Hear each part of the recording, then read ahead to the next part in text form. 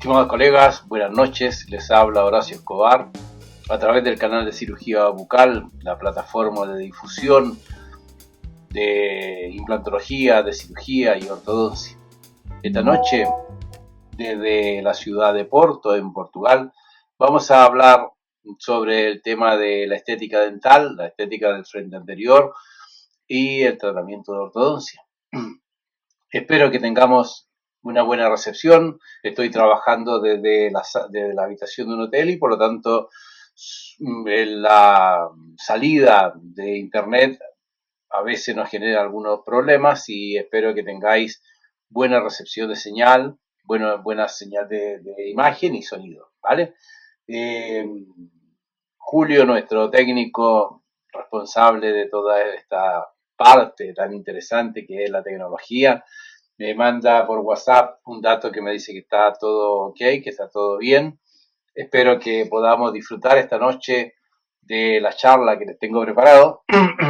Y quisiera en primer lugar mandarle un saludo, un abrazo solidario a mi familia, a mis amigos, a mis parientes, a mis colegas, a todos los chilenos que han sufrido esta noche pasada un tremendo terremoto con el correspondiente tsunami, como ya se sabe en ese país con una costa tan larga. Cada vez que tenemos un terremoto también sufrimos las consecuencias de los tsunamis, que en ocasiones son peores que los movimientos telúricos que ya casi están controlados desde el punto de vista de la construcción. A todos ellos un abrazo solidario, mis palabras de ánimo. No puedo hacer otra cosa sino esperar que todo funcione lo mejor posible y que estas cosas no se repitan. Casi es un milagro porque vivimos encima de una falla y por lo tanto pues estamos expuestos siempre a este tipo de movimientos, de terremotos y cuestiones que están fuera de nuestro control. Para todos ellos, un gran abrazo y les deseo mucha suerte. Ahora vamos a entrar en el tema que les he preparado a todos vosotros.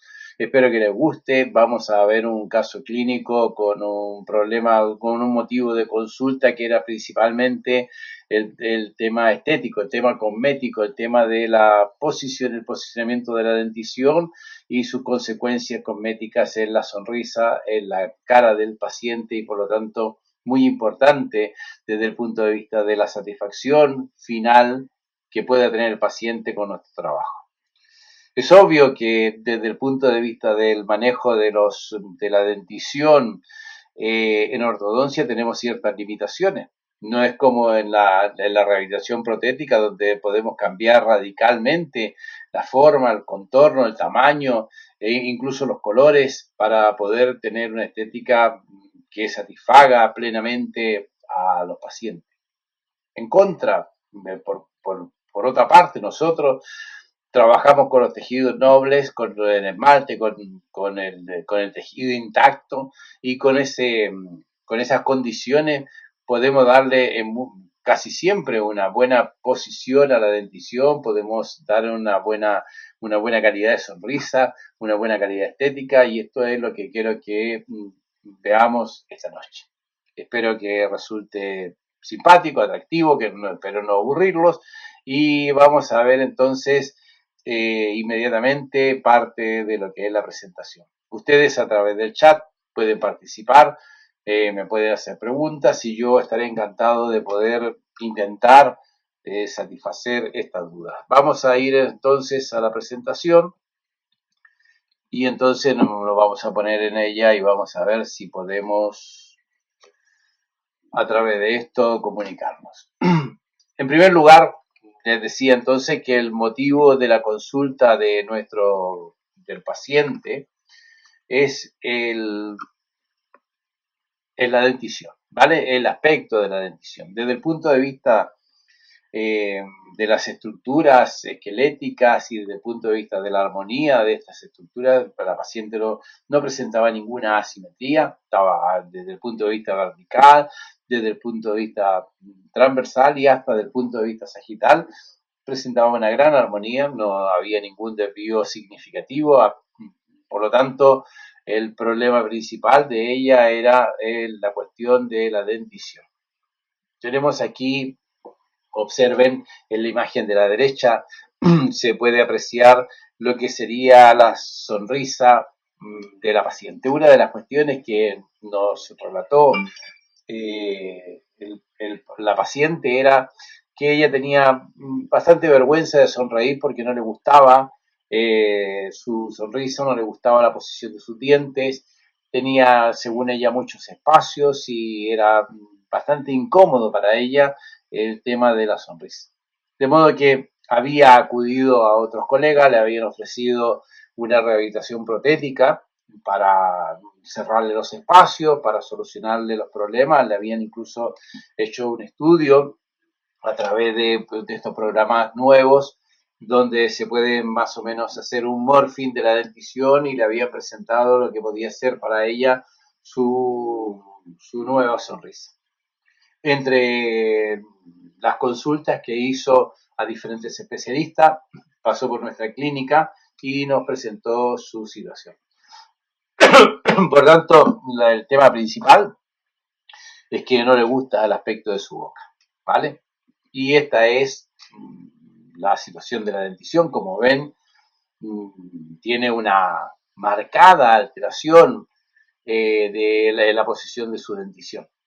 Tiene apiñamiento dentario superior, tiene una muy mal posición de los incisivos laterales superiores y del canino 23, con una inclinación bastante aberrante, pero lo más llamativo, lo que peor le sentaba a la paciente era los diastemas de la arcada inferior. Si vuelvo atrás y vamos a ver la sonrisa de la paciente, observen que es llamativo cuando la paciente hace esta sonrisa moderada, se le ven mucho los dientes inferiores y no se le ven nada los dientes superiores. Por lo tanto, esos diastemas inferiores le resultaban bastante feos a la hora de la sonrisa. Tenía muy poca exposición del incisivo superior y tenía una marcada exposición de los incisivos inferiores con esos diastemas.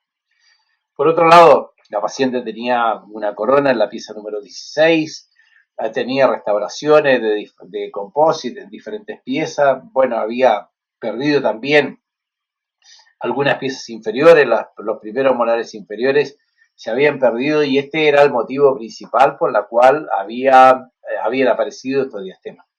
La paciente nos relató que los diastemas fueron aumentando progresivamente con el tiempo y entonces pues cada día le resultaba bastante más incómodo. Y esto es fruto de la extracción de los primeros molares inferiores. Cuando la paciente perdió en forma temprana los primeros molares inferiores, la arcada inferior se colapsó.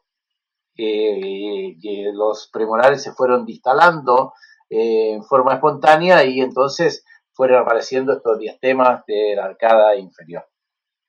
Veo que acaba de incorporarse a nuestra charla un colega que nos acompañó el semestre pasado, Patricio Sotopaiva. Buenas noches, Patricio, y bienvenido. Espero que estés con nosotros nuevamente en tu próxima visita por España. Está la invitación cursada y ahora es responsabilidad tuya que nos vengas a acompañar, ¿vale? Les decía que estos diastemas que presenta la arcada inferior son fruto del colapso de la arcada inferior por la pérdida de la pieza número 3646 y esto hizo que se desestabilizara el arco inferior y comenzasen a generarse estos problemas de diastema. Obviamente en la arcada superior había el apillamiento dentario. La situación de la arcada superior era algo más estable que la arcada inferior, pero teníamos aquí esta situación.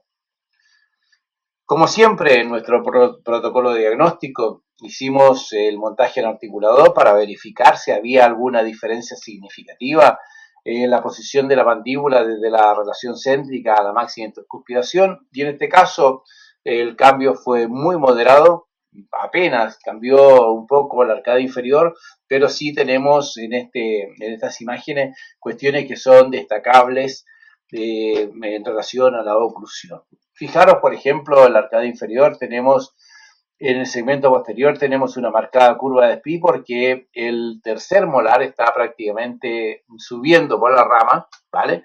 Principalmente en el lado derecho, y esto hace que cuando la mandíbula se mueva, pues ese tercer molar viene generando muchas interferencias, lo cual también genera trastornos en la estabilidad de los segmentos anteriores. De modo que por la pérdida de los cestos inferiores provocó la inclinación de los séptimos, provocó la inclinación de los terceros molares, se rompió el plano oclusal posterior y entonces pues empeoró la inestabilidad del segmento anterior por los problemas oclusales. No teníamos ningún tipo de protección anterior, ni guía incisiva, ni guía canina, por lo tanto esta mandíbula estaba sujeta a cuestiones de alteraciones funcionales en las protusivas, en las lateralidades, en fin, diferentes tipos de alteraciones oclusales que generaban o por lo menos empeoraban la estabilidad de la arcada superior y la arcada inferior. Ahí tenemos entonces otra vista del montaje en articulador para que veáis el overjet, la diferencia que había entre los incisivos superiores y los incisivos inferiores, fruto de lo que les comentaba, el colapso de la arcada inferior, la pérdida de los polares provocó la retrusión espontánea de los incisivos, el instalamiento de los premolares y por lo tanto retrusión y aparición de diastemas de la arcada inferior. Tenemos ahí entonces la comparación de la máxima intercuspidación en la parte superior de la fotografía y abajo los modelos articulados para verificar la relación intermaxilar. Muy bien. Hicimos entonces el estudio cefalométrico, hicimos como siempre, tuvimos que el análisis cefalométrico más la teleradiografía, la panorámica, para poder verificar la situación de las raíces, la situación del seno maxilar, la integridad de los rebordes alveolares. Nos encontramos en este caso que la pieza 16, que había sido tratada endodónticamente y tratada a través de un perno para rehabilitarla, tenía filtraciones, teníamos problemas a nivel de ese molar y la paciente también se quejaba de dolores recurrentes en esa pieza. Por lo tanto, tenemos muy mal pronóstico de ese molar y las otras piezas pues habían sido algunas restauradas con composite, había algunas caries por aquí atrás que teníamos que preparar previo al tratamiento ortodóntico, y el reborde alveolar en muy buenas condiciones, un buen reborde alveolar, una buena altura de las crestas, por lo tanto no teníamos problemas periodontales que atender antes de hacer nuestro tratamiento de ortodoncia. Siguiendo el protocolo de diagnóstico, hicimos nuestra teleradiografía y nuestro estudio cefalométrico. La propuesta en principio era más o menos produir un poco los incisivos inferiores, retruir la arcada superior y principalmente lo que me resultaba más atractivo de todo esto era hacer una ligera extrusión de los incisivos superiores para aumentar la exposición del incisivo superior, mejorar la sonrisa, cerrar los diastemas de la arcada inferior, y luego plantearnos la restauración de las piezas que faltaban para poder estabilizar la boca de la paciente. De modo que más o menos el plan no era nada especial, solamente intentar hacer en esta chica un cierre de diastemas de la arcada inferior por protusión y luego un alineamiento, una nivelación y una moderada reducción de la arcada superior. Nuestra paciente tiene las características de un paciente dórico-facial, con una clase 2 esquelética, con una clase 2 dentaria y con una discrepancia dentaria positiva de la arcada inferior, obviamente por la ausencia de los cestos que provocaron esta aparición de diastemas, y una birretusión labial. Aquí teníamos un problema porque el hacer el alineamiento superior, el intentar hacer una moderada retusión de la arcada superior, por supuesto, porque iba a tener consecuencias a nivel de los labios y por lo tanto era un conflicto desde el punto de vista de la estética de los tejidos blandos.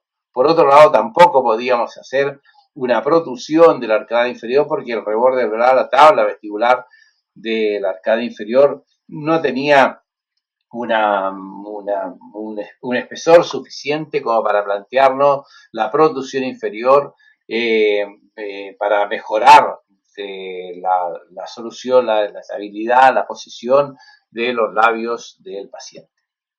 Por tanto, nos propusimos hacer una especie de tratamiento de compromiso, donde íbamos a hacer un alineamiento, una nivelación de la arcada inferior, íbamos a cerrar los espacios por pérdida de anclaje yendo hacia mesial y no hacia distal, ¿vale? Y íbamos a hacer el arcada superior, un alineamiento, una nivelación también, una moderada retrusión y principalmente una extrusión de los incisos superiores para aumentar la exposición, mejorar la sonrisa del paciente. Y para poder hacer este tipo de movimiento en la arcada superior nos planteamos dos extracciones. Por un lado íbamos a hacer la extracción de la pieza número 16, que era la pieza que estaba con conflictos periapicales, con una endodoncia con problemas de filtración, con una pieza que tenía una corona que también se había filtrado, por lo tanto íbamos a sacrificar la pieza número 16 y la pieza número 24 para poder posicionar al canino superior izquierdo en una muy buena relación de clase 1 porque estábamos con mesio inclinación y en relación de clase 2 con su antagonista.